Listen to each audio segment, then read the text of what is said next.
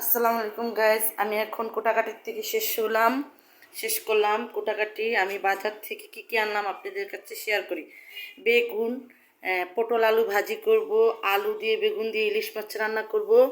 তারপরে এই যে পেঁয়াজ, ধনিয়া পাতা, এগুলো রান্না করব। আরেকটা জিনিস আমার সাথে মানে ভয়ঙ্কর একটা কাজ হয়েছে, আপনাদের সাথে আমি শেয়ার করি। দেখেন, আমার রুমে কেউ নেই। আমার রুম, এইটা আমার ঢোকার রুম।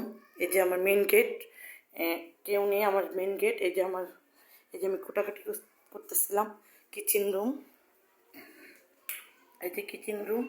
তারপরে এই বেডরুম। দেখেন, আমার রুমে কেউ নেই। দেখেন, আমি কাউকে দেখাতে পারতেছি না। আমার শাশুড়িও নাই রুমের মধ্যে, আমার ছেলে নেই, মেয়ে নেই, আমি একা। এই যে রুমটা দেখেন, আমার কাছে ভয় ভয় লাগতেছে। আর ভয় ভয় রাখার কারণ আছে। আমি যে বাসাটা থাকি, এই বাসাটা একদম পুরানো বাড়ি। আমার বাসাটা খুব ভয় লাগে। আমি আপনাদের কাছে শেয়ার করলাম। প্রায় মাঝে মাঝে অনেক সময় করতেছে না, মনে হয় কি আমার এই রুম দিয়ে কেউ হাঁটতেছে। আমার এই রুমে কেউ হাঁটতেছে। আমি 2বার করে আসছি। এখন আমি ভিডিও নিয়ে আসলাম। দেখি, অনেকে বলে ভিডিও করলে নাকি অনেক কিছু দেখা যায়, তার জন্য আমি নিয়ে আসলাম। আমি অনেক, আমার ননদ আমার ননদও একবার বলছে ওই কিনা কি, এটা আমি এখন রাত হয়েছে তো আমি বলতে পারি না। এখন আমি যে কুটাকুটি করতেছি, আমার কাছে বারবার মনে হইতেছে আমার এই রুমে কেউ হাঁটতেছে, আমার এই রুম দিয়ে হাঁটতেছে। এই জন্য আমি বারবার 2বার করে গেছি, কেউকে দেখি নাই। এই জন্য ভিডিওতে আপনাদের সাথে আমি শেয়ার করলাম। এই যে আমি চুলা নিচ্ছি, এই চুলার সাথে আমার দুর্ঘটনা ঘটছে। দেখেন, এই যে চুলাটা পুড়ে গেছে। আমি যেদিন কিনছি সেদিন আমার চুলাটা পুড়ে গেছে। আমার কাছে অনেক কষ্ট লাগছে। কষ্টের কারণটা কি জানেন?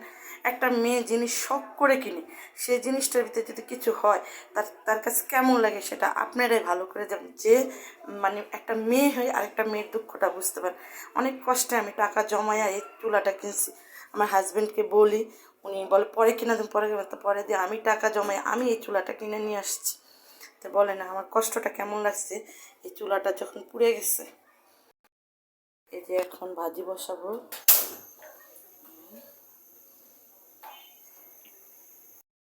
আমার আমার চেহারাটা দেখাতে পারতেছি না। নিজে নিজে ভিডিও করি, নিজে নিজে আপডেট, মানে নিজে নিজে সব করি। এই জন্য আমার সাথে হেল্প করার কেউ না। আমার ছেলে নাই, হাজব্যান্ড তো কাজে ব্যস্ত থাকে।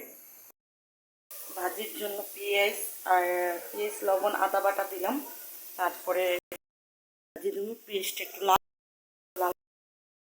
বেগুন দিয়ে আলু দিয়ে ইলিশ মাছ রান্না করবো না, শাশুড়ি বলছে খাবে না ইলিশ মাছ দিয়ে। এখন তার জন্য ফ্রিজের থেকে বের করলাম তেলাপিয়া মাছ। মাছের জন্য তেল দিয়ে দিলাম। আমি ভিডিওটা করতেছি, আমার ভয়ও লাগতেছে। আপনারা আমার সাথে আসছেন, তার জন্য আমার একটু হলো আমার মনে হচ্ছে আমার পাশে কেউ আছে। আমি ভিডিওতে কথা বললে মনে হয় আমার পাশে কেউ আছে। মাছ ছেড়ে দিলাম। মাছটা ফার্স্টে প্রথম ছাড়ার কারণ কি, অনেক সময় দেখা যায় মাছ উঠে না। মাথাটা ভাজলাম আগে, জানি মাথাটা একটু হইলো, নষ্ট হইলো কোনো সমস্যা না, মাছগুলো নষ্ট হলে খারাপ লাগে।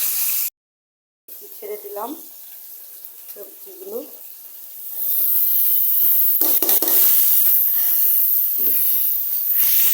আপনারা বলবেন আমার ভিডিওটা কেমন লাগে, শেয়ার করবেন, কমেন্ট করবেন, আমাকে জানাবেন আমার ভিডিওটা কেমন।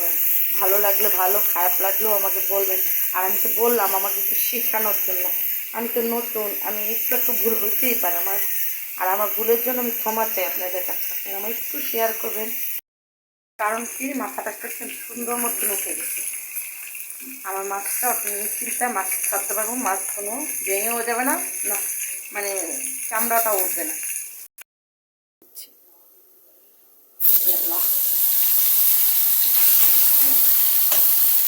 ভয় লাগে তেল ছিটতে আসে কিনা, তার জন্য। একা একা তো ভিডিও করতেছি, আবার বললাম রান্না করতেছি, ঘর দুয়ারি করতেছি, এই জন্য আমার চেহারাটা দেখাতে পারি না। আপনারা দেখাবো যখন আমার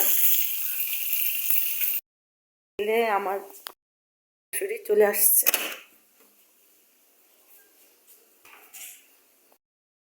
আমার শাশুড়ি কার বাসা যেন গেছে, তার বাসার থেকে খিচুড়ি নিয়ে আসছে। আমার ছেলেও চলে আসছে, আমার শাশুড়ি চলে আসছে, দুনো দাদি নাতি একসাথে। এতক্ষণ আমি খালি করছিলাম, বললামই তো আমার ওই ঘরটা কেমন ভয় ভয় লাগছে।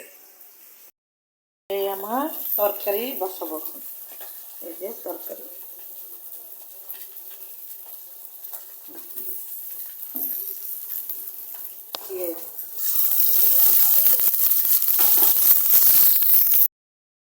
এখন আমি লবণ আর আদা বাটা দিয়ে দিচ্ছি।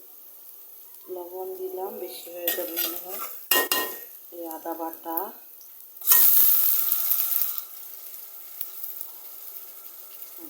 আদা বাটা রেখে দিলাম। আমার ছেলে এখন ভিডিও করে দিচ্ছে। এই যখন আমার লুকটা দেখেন, আমি বলছি না একা একা ভিডিও করলে কি নিজের চেহারাটা দেখা যায়, আর ওইভাবে তো করা মানে এই যে আমি রান্না করতেছি দেখাও দূরে থেকে